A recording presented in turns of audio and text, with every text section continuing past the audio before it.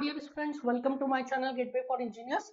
Now in the last class हमने discuss किया था about transformation of stress and उसके कई सारे हमने अलग अलग केसेस देखे and then हमने उसके ऊपर numerical practice किया. Now in the today's class we are moving further and we are discussing next topic of this chapter, that is transformation of stress by graphical method.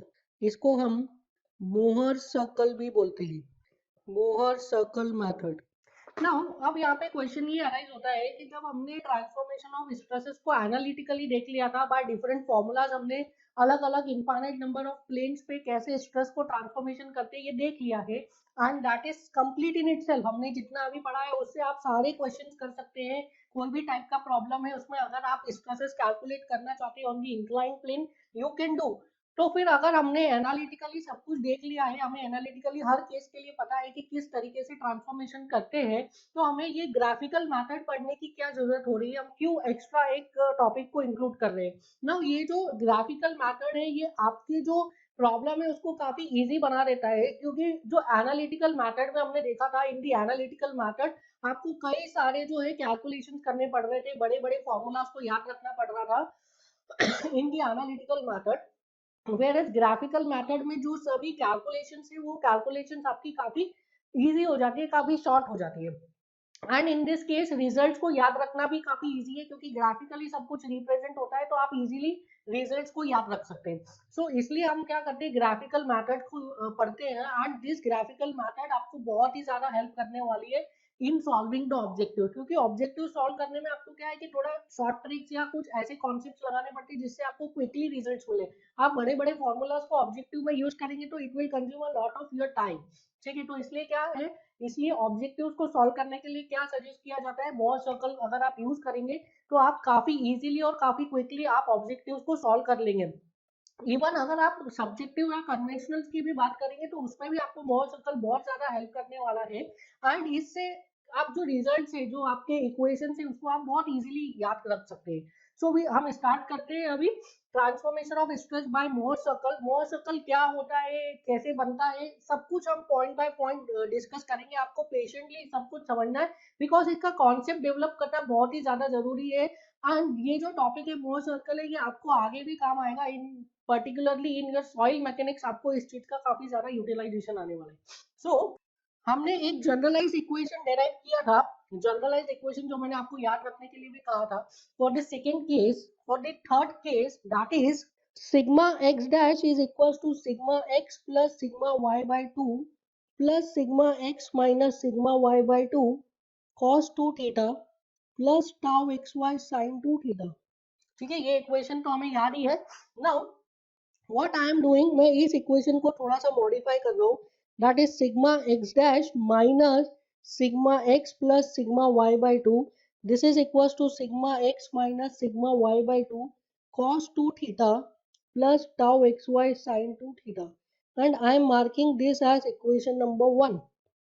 This is I am considering as equation number 1. Second equation जो है generalise transformation करने के लिए, transformation of stress करने के लिए जो second generalise equation है, that is in terms of tau x y dash. So tau x y dash का इक्वेशन भी आपको पता है, that is tau x y dash is equal to minus of sigma x minus sigma Y by 2 sine 2 theta plus tau x y cos 2 theta. इसको मैं लिख रहा हूँ tau xy dash minus 0, this is equals to minus of sigma x minus sigma y by 2 sin 2 theta plus tau xy cos 2 theta, and I am representing this as equation number 2. This is equation number 2. Now what I am doing, equation number 1 का square कर रहा हूँ और add कर रहा हूँ in equation number 2. अगर आप इक्वेशन नंबर 1 का स्क्वायर करेंगे तो आप लेफ्ट हैंड साइड में देखिए sigma x dash minus sigma x plus sigma Y by 2, इसका स्क्वायर हो जाएगा. प्लस सेकेंड इक्वेशन का लेफ्ट हैंड साइड देखिए, सेकेंड इक्वेशन का left hand side is tau x y dash minus 0 का whole square. This is equal to first equation का right hand side देखिए, first equation का right hand side. So this is a plus b whole square हो जाएगा, तो मैं लिख रहा हूँ a square plus b square plus 2ab. So I am writing a square that is sigma x minus sigma y by 2 का whole square cos square 2 theta plus tau square xy sin square 2 theta plus 2 times of AB, 2AB na, a square plus b square plus 2AB, so 2 into a is sigma x minus sigma y by 2 cos 2 theta into tau xy sin 2 theta. सो ये first वाले का right hand side हो गया.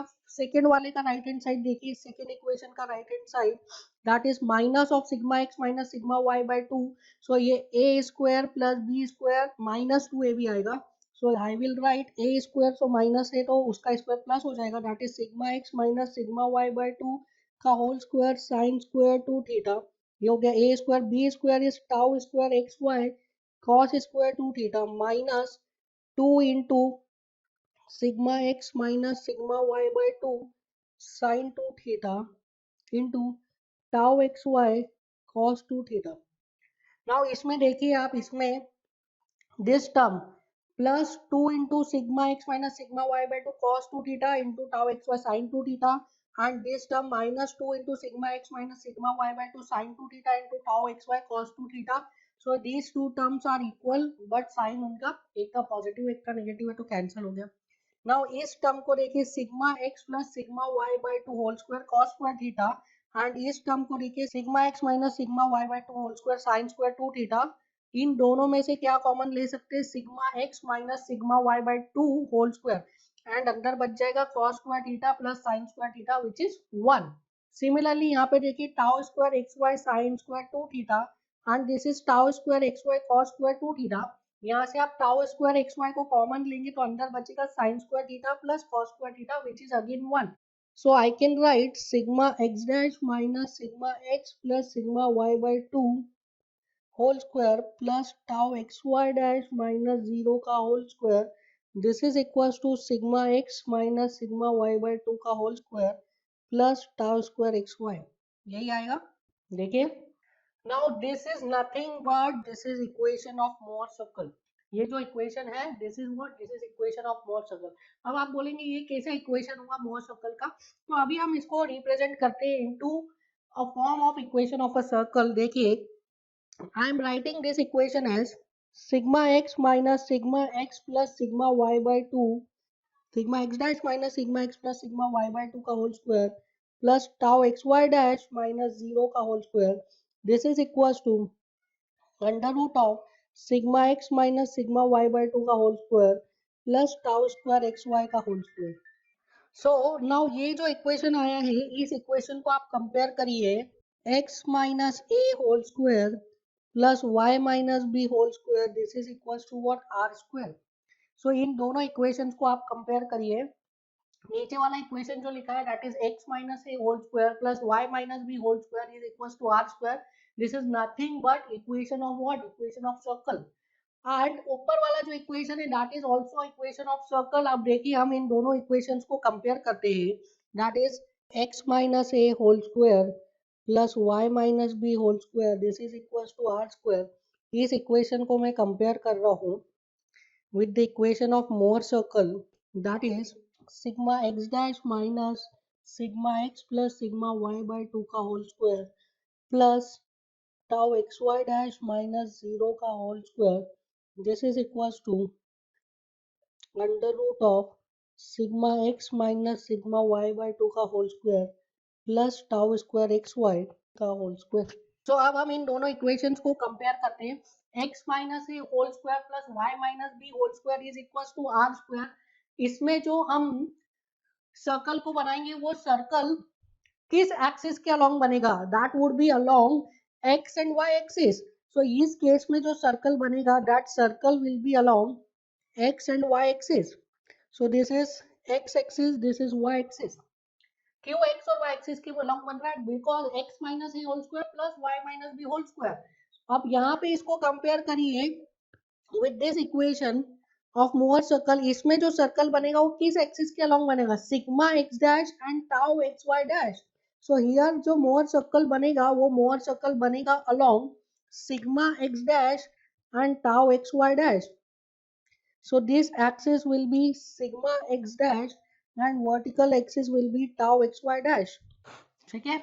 So जो आपका circle का equation है वो किसके बीच पे बन रहा है, कौन सी एक्सिस पे बन रहा है, एक्स एंड वाई एक्सिस पे, एंड मोर सर्कल कौन सी एक्सिस पे बनेगा, सिग्मा एंड टाउ एक्सिस पे, that is normal stress and shear stress. Now इसमें देखिए in the equation x minus a plus y minus b whole square is equals to r square, इसमें centre क्या है, in this equation center is a comma b, centre क्या है, centre is a comma b, and जो आपका मोर circle का equation है उसमें सेंटर क्या है, in the equation of Mohr circle centre will be sigma x plus sigma y by 2 comma 0, sigma x plus sigma Y by 2 comma 0। देखिए compare करिए x minus a whole square, यहाँ पे sigma x dash minus sigma x plus sigma Y by 2। So centre का coordinate क्या हो गया, sigma x plus sigma Y by 2। इधर देखिए y minus b whole square, इधर tau x y dash minus 0 whole square. So centre के coordinate क्या हो जाएंगे, sigma x plus sigma Y by 2 comma 0। So in the case of Mohr circle centre के coordinate क्या हो गए, sigma x plus sigma Y by 2 comma 0। Now radius बताइए, in the standard case radius क्या है, radius is r, that is x minus a whole square plus y minus b whole square is equals to r square. इसमें radius क्या है r, so radius is r। अब यहाँ पे देखिए in the equation of Mohr circle radius क्या हो जाएगा, radius will be under root of sigma x minus sigma y by 2 whole square plus tau square x y. So आप देखिए जो स्टैंडर्ड सर्कल है उसमें रेडियस है r, और मोर सर्कल में रेडियस कितना है, under root of sigma x minus sigma y by 2 whole square plus tau square x y. Now अब कोई भी सर्कल बनाने के लिए हमें क्या चाहिए रहता है, कोई भी सर्कल बनाने के लिए हमें दो ही चीजें चाहिए, one is centre, second is radius. So in both the cases हमारे पास क्या है, सेंटर है और रेडियस है, आप इजीली सर्कल बना सकते हैं। तो अगर मैं यहाँ पे सर्कल बनाऊं for the standard case, so for the standard case circle will be like this, standard case के लिए सर्कल क्या आ गया, like this. Now this is centre a comma b, ठीक है, ये है सेंटर के coordinate a comma b, and radius कितना है इसका, this is radius r, centre के coordinate is a comma b and radius is r. Similarly अगर मैं मोर सर्कल बनाऊं, सो मोर सर्कल कैसा बनेगा, so this will be Mohr circle, ठीक है। सो मोर सर्कल बन गया। अब मोर सर्कल के सेंटर के कोऑर्डिनेट्स बताइए आप, सेंटर के coordinates for Mohr circle, this is centre के coordinate that is sigma x plus sigma y by 2 comma 0, and radius is r, and r की वैल्यू इज दिस, ठीक है, वहां पे इतना स्पेस नहीं है r की वैल्यू लिखने के लिए। सो इस तरीके से हमने क्या किया, इस तरीके से हमने जो ट्रांसफॉर्मेशन ऑफ स्ट्रेस है, जो स्ट्रेस के ट्रांसफॉर्मेशन की इक्वेशन थी उसको कन्वर्ट कर दिया है into equation of a circle, और एक सर्कल बना दिया है। नाउ इस सर्कल से क्या रिजल्ट्स आ रहे हैं, इस सर्कल के क्या एडवांटेजेस है, अब एक एक करके हम वो देखेंगे और समझेंगे कि मोर सर्कल एक्चुअल में है क्या, क्या बता रहा है। मैथमेटिकली तो हमने ये रिप्रेजेंट कर दिया कि इट इज अ सर्कल, और सर्कल बना भी दिया, बट उससे एडवांटेजेस क्या है, उसका मतलब क्या है, अब हम एक एक करके ये समझेंगे। तो प्लीज आप कॉन्सेंट्रेशन के साथ सुनिए। नाउ अब बताइए what is a circle, circle क्या होता है, सर्कल क्या होता है ये बताइए। Now circle is locus of points, क्या होता है circle, circle is locus of points which are equidistant from a fix point. समझ में आया, सर्कल क्या है, ये इसमें बहुत सारे पॉइंट्स है, there are infinite number of points. तो circle is infinite locus of infinite number of points, जो कि एक फिक्स्ड पॉइंट से इक्विडिस्टेंस है, और फिक्स पॉइंट कौन सा है, सेंटर। समझ में आया, तो circle is locus of infinite number of points which are equidistant from a fix point. इस फिक्स पॉइंट दैट इज इस सेंटर से इक्विडिस्टेंस पे जो इनफाइनाइट नंबर ऑफ पॉइंट्स है उसका क्या है, उसका ये लोकस है। So circle is what, circle is locus of a point which are equidistant from a fix point, locus of infinite number of points which are equidistant from a fix point. और circle के circumference पे अगर मैं बात करूं, suppose this is a point on the circumference of circle and I am writing this as p, तो circle के circumference पे कोई पॉइंट है, सपोज दिस इज P1, तो ये P1 क्या रिप्रेजेंट कर रहा है, ये P1 रिप्रेजेंट कर रहा है उस पॉइंट का x और y कोऑर्डिनेट जो कि सेंटर से इक्विडिस्टेंस में, दैट इज r, ठीक है। सर्कल पे एक पॉइंट P1 क्या रिप्रेजेंट कर रहा है, सर्कल पे एक पॉइंट P1 रिप्रेजेंट कर रहा है x एंड y कोऑर्डिनेट किसका, उस पॉइंट का जो कि सेंटर से कहां पर है, जो कि सेंटर से इक्विडिस्टेंस पे है।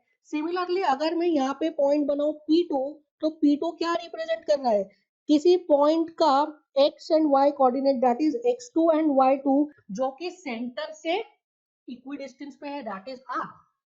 सिमिलरली अगर मैं P3 की बात करूं, suppose this is point P3, तो ये P3 पॉइंट क्या रिप्रेजेंट कर रहा है, कोऑर्डिनेट्स रिप्रेजेंट कर रहा है x3 एंड y3 किसके, उस पॉइंट के जो कि सर्कल से फिक्स्ड डिस्टेंस पे इक्विडिस्टेंस पे दैट इज r। सिमिलरली अगर P4 पॉइंट की बात करूं, तो ये P4 पॉइंट क्या रिप्रेजेंट कर रहा है, कोऑर्डिनेट रिप्रेजेंट कर रहा है x4 एंड y4 किसके, उस पॉइंट के जो कि एक फिक्स पॉइंट से इक्विडिस्टेंस पे है दैट इज r। समझ में आ रहा है। सो सर्कल के सरकमफरेंस पे जो इनफाइनाइट नंबर ऑफ पॉइंट्स है, वो इनफाइनाइट नंबर ऑफ पॉइंट्स क्या बता रहे हैं, वो x एंड y कोऑर्डिनेट बता रहे हैं उन पॉइंट्स के जो कि सेंटर से दैट इज एक फिक्स पॉइंट से इक्विडिस्टेंस पर। अब ये तो समझ में आ गया कि ये x और y कोऑर्डिनेट्स रिप्रेजेंट कर रहे हैं। सो P1 जो पॉइंट है वो x1 y1 कोऑर्डिनेट रिप्रेजेंट कर रहा है, P2 जो है वो x2 y2 कोऑर्डिनेट रिप्रेजेंट कर रहा है। तो इसका मतलब क्या है, इस P1 का जो वर्टिकल कोऑर्डिनेट है, इस P1 का vertical coordinate that is y1 and इस P1 का जो हॉरिजॉन्टल कोऑर्डिनेट है that is nothing but x1। सो जो P1 पॉइंट है वो x1 y1 कोऑर्डिनेट को रिप्रेजेंट कर रहा है। इसका मतलब क्या है, उसका x एक्सिस पे coordinate is x1 and y axis पे कोऑर्डिनेट इज y1। नाउ अब हम बात करते हैं मोहर सर्कल की। अब मोहर सर्कल पे मैं एक पॉइंट ले रहा हूं, suppose this is a point P on मोहर सर्कल। सो मोहर सर्कल पे एक पॉइंट P है, वो क्या रिप्रेजेंट करेगा, मोहर सर्कल पे अगर कोई पॉइंट है तो वो पॉइंट क्या रिप्रेजेंट करेगा, जैसे कि स्टैंडर्ड सर्कल में पॉइंट P जो है x and y coordinate represent कर रहा था, वैसे ही मोहर सर्कल पे एक पॉइंट P क्या रिप्रेजेंट करेगा, sigma x dash and tau xy dash coordinate. ठीक है, that is normal stress and shear stress represent करेगा। सो स्टैंडर्ड सर्कल में जो पॉइंट P था वो क्या रिप्रेजेंट कर रहा था, x and y coordinate. Similarly मोहर सर्कल पे जो पॉइंट P है वो क्या रिप्रेजेंट करेगा, and normal stress and shear stress की कोऑर्डिनेट। दैट मींस ये जो पॉइंट P है, इस पॉइंट P का जो x कोऑर्डिनेट है या हॉरिजॉन्टल कोऑर्डिनेट है वो क्या रिप्रेजेंट करेगा, नॉर्मल स्ट्रेस को सिग्मा x डैश, और जो इसका वर्टिकल कोऑर्डिनेट है वो किसको रिप्रेजेंट करेगा, टाउ xy डैश को। सो मैं क्या ये बोल सकता हूँ दैट मोहर circle is the locus of infinite. Now ये जो हमने P पॉइंट को रिप्रेजेंट किया है, इस तरीके से कितने पॉइंट्स को आप मोहर सर्कल पे रिप्रेजेंट कर सकते हैं, जैसे हमने ये P पॉइंट को रिप्रेजेंट किया, ऐसे कितने पॉइंट्स को आप मोहर सर्कल पे रिप्रेजेंट कर सकते हैं, you can represent infinite number of points on the मोहर सर्कल। सो मोहर सर्कल क्या हो गया, Mohr circle is the locus of infinite number of points which represents what, which represents shear stress and normal stress। कहाँ पे on the infinite number of inclined planes। समझ में आया। सो जैसे कि स्टैंडर्ड सर्कल क्या रिप्रेजेंट करता है, स्टैंडर्ड सर्कल रिप्रेजेंट करता है locus of infinite number of points which are equidistant from a fixed point। वैसे ही मोर सर्कल क्या रिप्रेजेंट करता है, मोर सर्कल रिप्रेजेंट करता है normal stress and shear stress on infinite number of planes which are inclined to the vertical plane। समझ में आया। स्टैंडर्ड सर्कल क्या रिप्रेजेंट कर रहा था, locus of infinite number of points which are equidistant from a fixed point।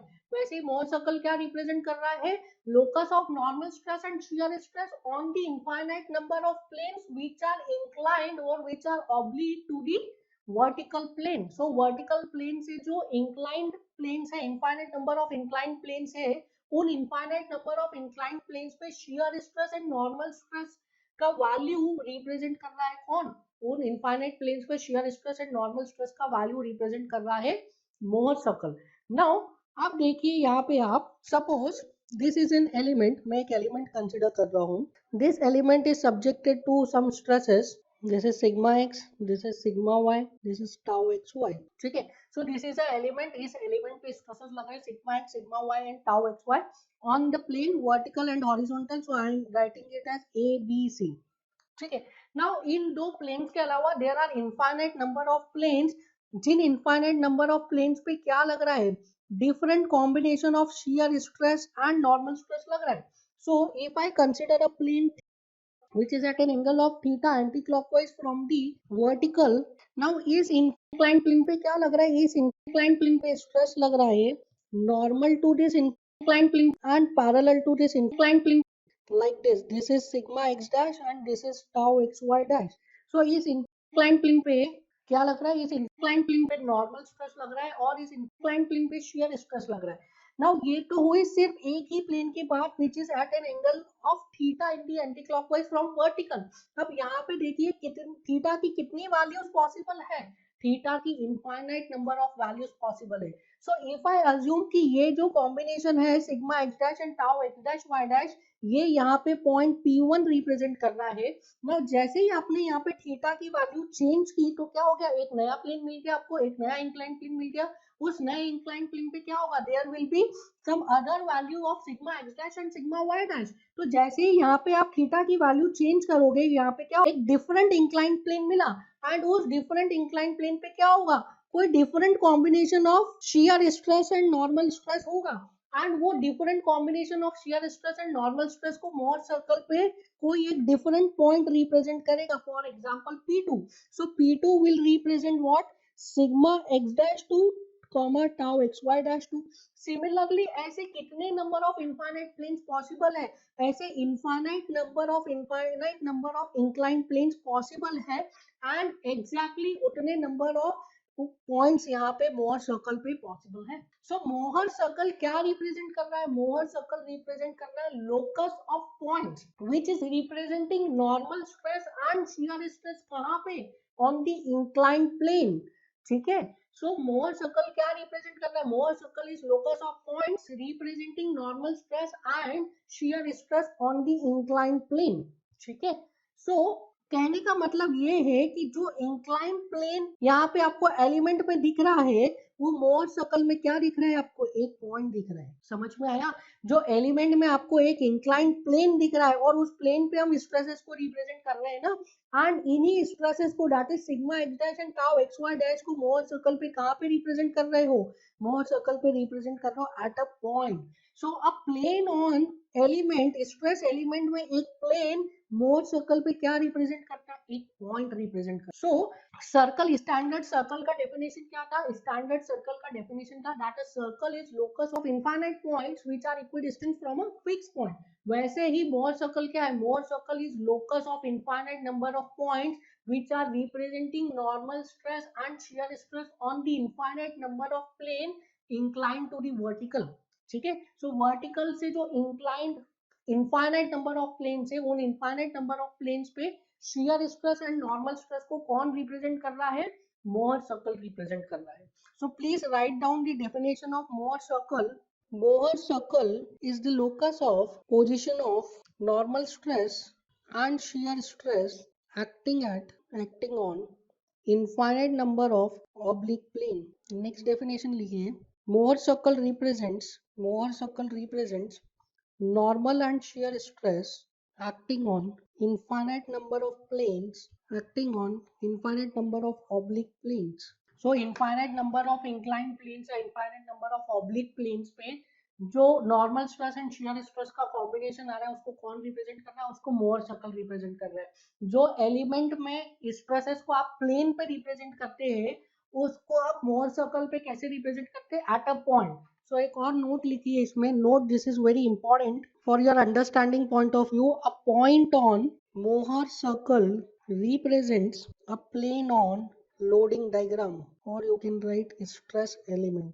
So stress element पे एक plane मोहर सर्कल पे क्या रिप्रेजेंट करता है, मोहर सर्कल पे एक पॉइंट रिप्रेजेंट करता है. नाउ आप मोहर सर्कल से रिलेटेड कुछ इंपॉर्टेंट कंक्लूजन हम डिस्कस करेंगे जो आपको काफी ज्यादा हेल्प करने वाले हैं in your numericals. So I am drawing a Mohr circle. Now suppose this is sigma axis, this is tau axis. Now this is a Mohr circle. Now इस Mohr circle के जो सेंटर के coordinates है I am writing it as C. So we know that अभी हमने देखा centre के coordinates क्या थे, it is sigma x plus sigma Y by 2 comma 0. So I will write C is equal to sigma x plus sigma Y by. ठीक है. तो centre का कोऑर्डिनेट क्या हो गया, sigma x plus sigma Y by 2 by g comma 0. Now radius अभी हमने देखा, radius is equal to r and the value of r is under root of sigma x minus sigma Y by 2 whole square plus tau square xy. So this I am assuming as radius. This is the radius. So ये आपको दो values मोर circle, देखिए किसी भी circle को draw करने के लिए हमें दो वैल्यूज की जरूरत होती है, वन इज सेंटर के coordinate, second is radius. So Mohr circle को ड्रॉ करने के लिए भी आपको दो वैल्यूज की जरूरत पड़ेगी, एंड इन दो वैल्यूज को आपको याद रखना है दैट सेंटर का coordinate is sigma x plus sigma Y by two and radius is under root of sigma x minus sigma Y by two का whole square plus tau square x y. क्योंकि Mohr circle से हम काफी सारे conclusion निकालने वाले, काफी सारे रिजल्ट्स निकालने वाले हैं, पर वो सभी रिजल्ट्स आप सिर्फ और सिर्फ तब कैलकुलेट कर पाओगे जब आप मोर सर्कल बना पाओगे. ठीक है, ये आपको पता होगा मोर सर्कल कैसे बनाते हैं. सो मोर सर्कल से जो भी रिजल्ट्स लेना है उसके लिए आपको पहले मोर सर्कल बनाना पड़ेगा, और उसको बनाने के लिए आपको सेंटर और रेडियस पता होना चाहिए. अगर आपको सेंटर और रेडियस पता है then you can draw Mohr circle, और उससे जितने भी इनफाइनाइट रिजल्ट्स है वो सभी आप कैलकुलेट कर सकते हैं directly without remembering any of the formula. ठीक है, सिर्फ कंक्लूजन समझ के. सो आपको सेंटर और रेडियस पता होना चाहिए. Centre is sigma x plus sigma Y by two and radius is under root of sigma x minus sigma Y by two का whole square plus tau square x y. This is centre and radius of Mohr circle. Now अब हम इससे conclusion निकालना start करते हैं. सबसे पहला conclusion हमने पढ़ा था प्रिंसिपल स्ट्रेस. प्रिंसिपल स्ट्रेस क्या होता है? Principal stress is the normal stress which act on the plane of what? Which act on the plane of zero shear stress. जिस प्लेन पर shear stress की वैल्यू जीरो है उस plane पर जो नॉर्मल स्ट्रेस है वो क्या है? वो प्रिंसिपल स्ट्रेस है. नाउ अब ये देखिए, ये जो मोर सर्कल है, ये मोर सर्कल क्या रिप्रेजेंट कर रहा है? मोर सर्कल रिप्रेजेंट कर रहा है combinations of shear stress and normal stress which are acting on infinite number of inclined plane. More circle किसको रिप्रेजेंट कर रहा है? shear stress और नॉर्मल स्ट्रेस को. ठीक है, एंड वो shear stress नॉर्मल स्ट्रेस कहाँ पे लग रहे हैं? Infinite number of inclined planes पे लग रहे हैं. हम इंटरेस्टेड किस में? हम इंटरेस्टेड है प्रिंसिपल प्लेन में. नाउ प्रिंसिपल प्लेन क्या होता है? प्रिंसिपल प्लेन वो प्लेन होता है जिसपे की shear stress जीरो होता है. मतलब मोर सर्कल पे आपको वो पॉइंट ढूंढना है जिस पॉइंट पर shear stress जीरो हो. तो आप बताइए मोर सर्कल पे वो पॉइंट जिसपे की shear stress की वैल्यू जीरो है. ठीक है, तो shear stress कौन सी एक्सिस पे? y एक्सिस पे. तो आपको इस सर्कल में वो पॉइंट ढूंढना है जिसमें y कोऑर्डिनेट जीरो है. सो y कोऑर्डिनेट जीरो मतलब जो x पे x एक्सिस पे लाई कर रहे हैं पॉइंट, उसमें क्या होगा? y कोऑर्डिनेट जीरो हो जाएगा. सो मोर सर्कल के कौन से पॉइंट x एक्सिस पे लाई कर रहे हैं? There are two points which are lying on x axis, that is sigma axis. This is point A and this is point B. This is point A and this is point B. So point A and point B ये दो points है Mohr circle पे जिनपे की tau वाला coordinate और y coordinate क्या है? जीरो है. y कोऑर्डिनेट जीरो है मतलब यहाँ पे shear स्ट्रेस की वैल्यू जीरो है. सिर्फ और सिर्फ क्या आ रहा है? नॉर्मल स्ट्रेस की वैल्यू है. एंड प्रिंसिपल स्ट्रेस क्या था? Principal stress is nothing but the value of normal stress on the plane of zero shear stress. So ये point A and point B जो है ये क्या रिप्रेजेंट कर रहे हैं? ये रिप्रेजेंट कर रहे हैं प्रिंसिपल प्लेन. हमने बोला था कि मोर सर्कल पे जो पॉइंट है वो स्ट्रेस एलिमेंट में क्या रिप्रेजेंट कर रहा है? एक plane. So point A and point B क्या रिप्रेजेंट कर रहे हैं? प्रिंसिपल प्लेन रिप्रेजेंट कर रहे हैं. एंड इन प्रिंसिपल प्लेन पर स्ट्रेसेस कितना है? इन प्रिंसिपल प्लेन पे स्ट्रेसेस देखिए. सो अगर इस पॉइंट ए का मैं हॉरिजॉन्टल कोऑर्डिनेट लेता हूँ, इस पॉइंट ए का अगर हॉरिजॉन्टल कोऑर्डिनेट लेता हूँ तो वो क्या बता देगा मुझे? वो बता देगा मुझे the value of normal stress. Vertical coordinate लोगे तो shear स्ट्रेस बताएगा, वर्टिकल कोऑर्डिनेट जीरो है. तो क्या मैं पॉइंट ए के हॉरिजॉन्टल कोऑर्डिनेट को सिग्मा 1 लिख सकता हूँ? सिमिलरली पॉइंट बी का जो हॉरिजॉन्टल कोऑर्डिनेट है वो क्या बताएगा? पॉइंट बी का हॉरिजॉन्टल कोऑर्डिनेट हमें बताएगा normal stress on the principal plane. और पॉइंट बी का वर्टिकल कोऑर्डिनेट क्या बताएगा आपको? shear स्ट्रेस तो जीरो है क्योंकि वर्टिकल कोऑर्डिनेट जीरो है. तो क्या मैं इस पॉइंट बी के हॉरिजॉन्टल कोऑर्डिनेट को सिग्मा 2 लिख सकता हूँ? नाउ अब देखिए आप सर्कल की प्रॉपर्टी से क्या मैं लिख सकता हूँ that sigma 1 is equals to c plus r. देखिए sigma 1 is equals to c plus r कैसे लिख सकते हैं? ये सेंटर के कोऑर्डिनेट है जैसे c plus radius to c plus r. ये क्या हो गया? सिग्मा 1 हो गया. सो c प्लस r ये क्या हो गया? सिग्मा 1. सिमिलरली क्या मैं लिख सकता हूँ? Sigma 2 is equal to c minus r. Sigma 2 को c माइनस r लिख सकता हूँ. देखिए कैसे? ये सेंटर का कोऑर्डिनेट है, सेंटर का horizontal coordinate. This is centre का हॉरिजॉन्टल कोऑर्डिनेट. इसमें से आप r को माइनस कर दीजिए तो ये कोऑर्डिनेट बचेगा. This is what? This is sigma 2. So sigma 1 is c plus r, sigma 2 is c minus r. देखिए इसलिए मैंने आपको बोला था सिग्मा 1 सिग्मा 2 का फॉर्मूला आपको याद रखने की जरूरत नहीं है. यहाँ से आ जाता है। Sigma 1 is C plus R, sigma 2 is C minus R. It is very very very easy to remember. आप सेंटर के कोऑर्डिनेट और रेडियस को आपको याद रखना ही है। सो आपको अलग से वहां पे सिग्मा 1 सिग्मा 2 की इक्वेशन याद रखने की जरूरत नहीं है। आप सेंटर के कोऑर्डिनेट और रेडियस याद रखो, you can easily get the value of sigma 1 and sigma 2. So sigma 1 is what, c plus r, sigma 2 is what, c minus r. क्या यही वैल्यूज हमने कैलकुलेट की थी पहले? That is c क्या है, c is sigma x plus sigma y by 2 plus r is under root of sigma x minus sigma y by 2 का whole square plus tau square x Y, and c minus r हो जाएगा sigma x plus sigma y by 2 minus under root of sigma x minus sigma y by 2 का whole square plus tau square xy. So this is what, this is c plus r and c minus r. आपको क्या दे दिया है? आपको इसने दे दिया है the value of major principal stress and the value of minor principal stress. So this is the first conclusion from Mohr circle. Now हमारे पास ये वैल्यू आ गई that sigma 1 is equals to c plus r and sigma 2 is c minus r. Value पता चल गई। Now अब एक question यहाँ पे जनरली पूछा जाता है, क्वेश्चन यहाँ पे क्या पूछा जाता है कि हाउ कैन यू से कि प्रिंसिपल स्ट्रेस जो है, principal stress maximum normal stress है और मिनिमम नॉर्मल स्ट्रेस है। कहने का मतलब ये है कि हाउ कैन यू से कि किसी प्लेन पर नॉर्मल स्ट्रेस जो है वो प्रिंसिपल प्लेन से ज्यादा नहीं हो सकता और किसी प्लेन पर नॉर्मल स्ट्रेस प्रिंसिपल प्लेन से कम नहीं हो सकता। ये आप कैसे बोल सकते हो? सो नाउ इसका जो आंसर आता है, इसका आंसर आता है फ्रॉम दी मोहर सर्कल।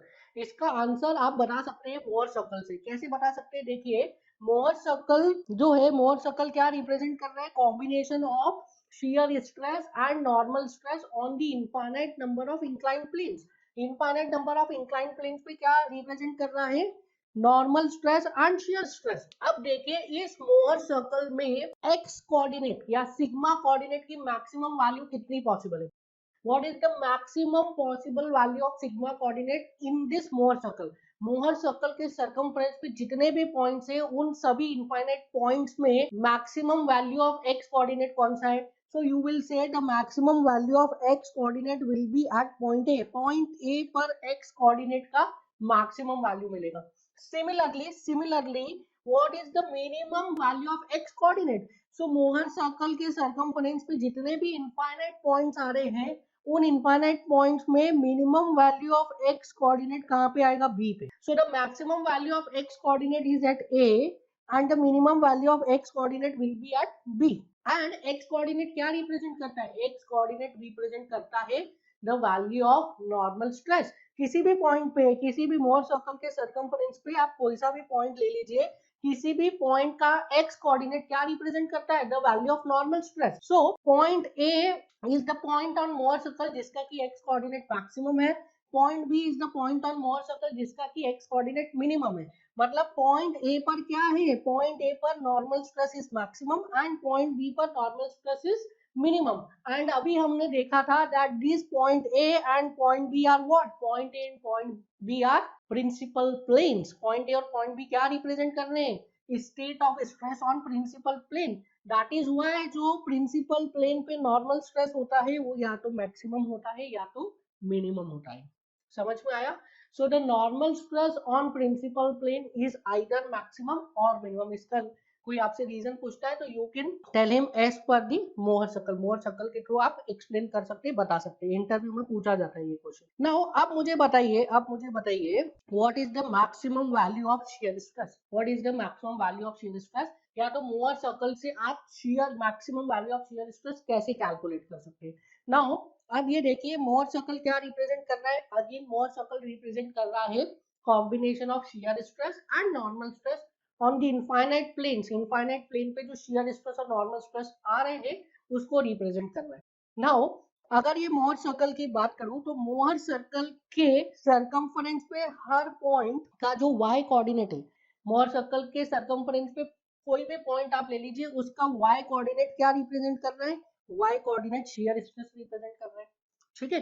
सो मोहर सर्कल के सर्कमफ्रेंस पे अगर कोई भी पॉइंट हम कंसीडर करते हैं तो उसका x कोऑर्डिनेट क्या रिप्रेजेंट करता है? Normal stress. और y कोऑर्डिनेट क्या रिप्रेजेंट करता है? shear stress. सो अगर मैं y कोऑर्डिनेट की बात करूं तो मोहर सर्कल के सर्कमफ्रेंस पे जितने भी पॉइंट्स हैं उनमें से किस पॉइंट पर y कोऑर्डिनेट की वैल्यू मैक्सिमम होगी? तो you will say there will be 2 points. So this point is C and this point is D. तो C and D are 2 points Jin points पर क्या होगा, y कोऑर्डिनेट की value maximum होगी. ठीक है. So C point and D point क्या represent कर रहे हैं, point C and point D are representing planes of maximum shear stress. Point C and point D are representing the plane of maximum shear stress. And point C and point D पर y coordinate की value कितनी है? So बताइए point C and point D पर y coordinate की value. So if I calculate the value of y coordinate on point C, तो आप बताइए कितना आता है? So y coordinate की value on the point C is nothing but equals to r. Radius ही तो है. Similarly point D पर देखिए, point D पर y coordinate की वैल्यू कितनी आती है? Point D पर y coordinate की value it is nothing but r, radius. So can I say कि point C and point D क्या रिप्रेजेंट कर रहे हैं? Point C and point D represent कर रहे हैं the plane of maximum shear stress, and point C and point D पर shear stress की वैल्यू कितनी है? Radius of Mohr circle के बराबर. समझ में आया? So I will write point A and B representing principal planes, and point C and D are representing plane of maximum shear.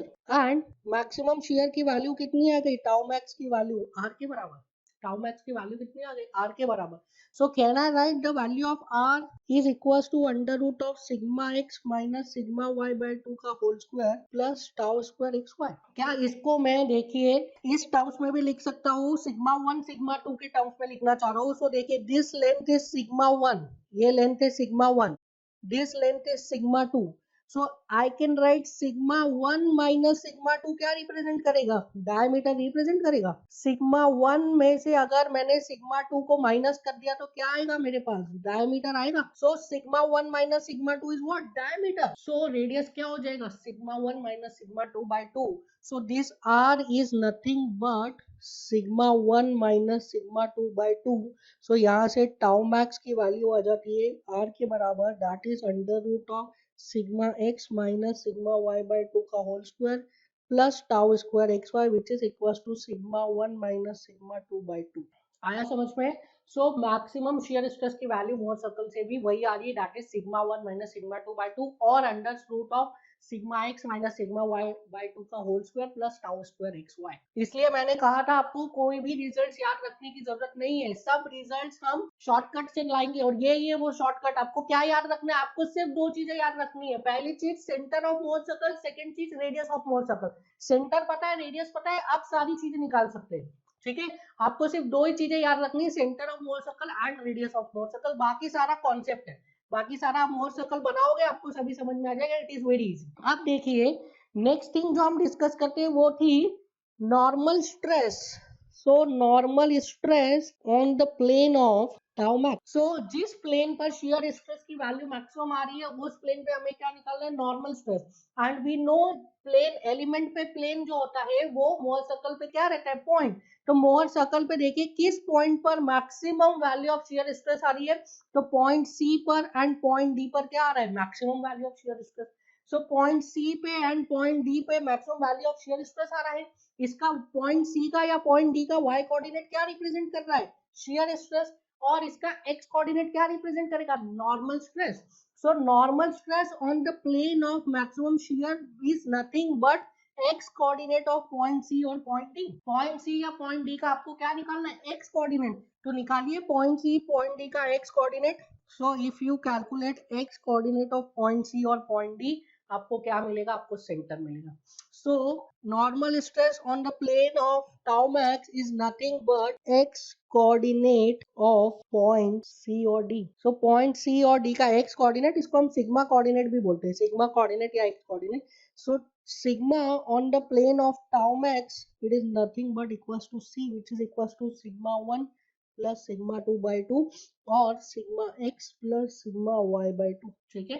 sigma 1 plus sigma 2 by 2 और sigma x plus sigma y by 2. कैसे आ गया sigma 1 plus sigma 2 by 2? हमने पढ़ा था summation of normal stress on two perpendicular plane is always equal. So sigma 1 plus sigma 2 will be equals to sigma x plus sigma y. ये हम already पढ़ चुके हैं. तो summation of normal stress on two mutually perpendicular planes are always equal. So sigma 1 plus sigma 2 by 2 is equals to what? Sigma x plus sigma y by 2. So आपने यहाँ से निकाल लिया मेजर प्रिंसिपल स्ट्रेस, आपने निकाल लिया minor principal stress, आपने निकाल लिया the value of maximum shear stress, आपने निकाल लिया the value of normal stress on the plane of maximum shear stress. So जितने भी मेन टर्म्स थे, मेन वैल्यूज थी, वो आपने क्या इजीली कैलकुलेट कर लिए फ्रॉम दी मोहर सर्कल. ठीक है. Now we will write some basic things to remember for Mohr circle. पहले हम देखेंगे कुछ बेसिक थिंग्स जो हमें याद रखनी है मोहर सर्कल के लिए. सो समराइज हो जाएगा, आपके नोट्स भी थोड़ा प्रॉपर्ली बन जाएंगे.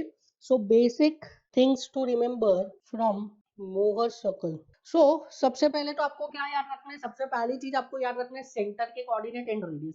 सेंटर और रेडियस आपको पता होगा तभी आप मोहर सर्कल बना पाएंगे. सो जो सबसे बेसिक थिंग आपको याद रखनी है that is centre is equals to sigma x plus sigma Y by 2 comma 0. इसको हम ऐसा भी लिखेंगे c is equal to sigma x plus sigma Y by. दूसरा याद रखेंगे हम रेडियस. रेडियस क्या हो जाएगा? Radius is under root of sigma x minus sigma Y by 2 का whole square plus tau square x Y. फिर थर्ड हमें बताए सिग्मा 1 क्या है? Sigma 1 is c plus R. ठीक है, sigma 1 is c plus R. अब वो बड़ा सा फॉर्मूला याद रखने की जरूरत नहीं है. that sigma 1 is equals to sigma x plus sigma y by 2 plus minus under root of sigma x minus sigma y by 2 का whole square plus tau square x y. वो फॉर्मूला याद रखने की जरूरत नहीं. आप ये याद रखो सिग्मा 1 क्या होता है? c plus are. c क्या होता है? Sigma x plus sigma y by 2. r क्या होता है? Under root of sigma x minus sigma y by 2 का whole square plus tau square. क्यों है ये याद रखना है? देखिए c और r तो आपको याद रखना ही है क्योंकि c एंड r से रिलेटेड तो क्वेश्चंस आने ही वाले हैं आपके पास. ठीक है, एंड आपके पास सिग्मा 1 से भी रिलेटेड क्वेश्चंस आएंगे. तो दो आपको इक्वेशंस याद रखने की जरूरत नहीं है. एक ही चीज के लिए दो इक्वेशंस याद रखने की जरूरत नहीं है. आप सिंपली c की वैल्यू याद रखिए, r की वैल्यू याद रखिए. आपको पता है sigma 1 is c plus r and sigma 2 is c minus r. आप इजीली निकाल लेंगे. So sigma 1 is c plus r, sigma 2 is c minus r. So I will write sigma 1 comma 2 is c plus minus r. Sigma 1 comma 2 क्या हो जाएगा? c plus minus r. Fourth जो result आपको याद रखना है that is tau max is equals to r. tau max क्या होता है? tau max is r. Fifth जो रिजल्ट आपको याद रखना है that is normal stress on the plane of tau max is equals to sigma x plus sigma y by 2 which is equals to sigma 1 plus sigma 2 by 2. Sigma x plus sigma y by 2 which is nothing but equals to sigma 1 plus sigma 2 by 2. एक और चीज आप चाहे तो याद रख सकते हैं that is this radius is equals to sigma 1 minus sigma 2 by 2. Radius is r, radius is sigma 1 minus sigma 2 by. ठीक है, तो ये सारी चीजें आपको मोहर सर्कल से याद रखनी है. और इसके पहले हमने जो भी कुछ पढ़ा है उसमें से आपको क्या याद रखना है? उसमें से आपको सिर्फ और सिर्फ 3 रिजल्ट्स याद रखने हैं. So points to remember from analytical method. So analytical method से आपको क्या याद रखना है? sigma x dash is equals to sigma x plus sigma y by 2 plus sigma x minus sigma y by 2 cos 2 theta plus tau xy sin 2 theta. This is the first result. अब मैं इसको 5 के आगे 6 लिख देता हूँ. 7th आपको याद रखना है tan 2 theta is equals to 2 tau xy upon sigma x minus sigma y. And 8th आपको याद रखना है that plane of tau max tan 2 theta पे लिख देता हूँ is at 45 degree and 135 degree from theta p. So tau max का plane कहाँ आता है? theta p से 45 degree and 130. इतने 7 ये 8 रिजल्ट्स अगर आपने याद रख लिए हैं तो आप प्रिंसिपल स्ट्रेस से मैक्सिमम मेरे हिसाब से तो हर न्यूमेरिकल आप बना. ठीक है, अगर आपने ये 8 रिजल्ट्स याद. ठीक है, so these are very very very important results. ये जो 8 रिजल्ट्स है ये बहुत ही इंपॉर्टेंट रिजल्ट्स है फ्रॉम दिस चैप्टर एंड इतना ज्यादा डिफिकल्ट नहीं. एक दो चीजों को याद रखना थोड़ा सा डिफिकल्ट है. 2 बार 4 बार आप प्रैक्टिस करेंगे आ जाएगा. ठीक है.